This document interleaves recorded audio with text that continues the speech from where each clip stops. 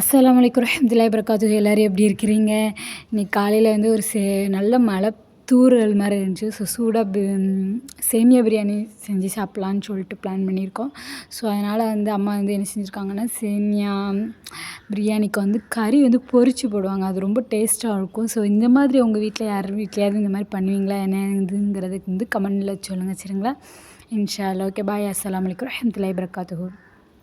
I'm dreaming in dreams bigger than me, taking my time, giving to me, paint my life into a masterpiece,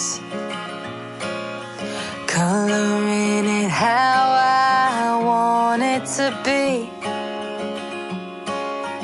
Won't stop till I see what I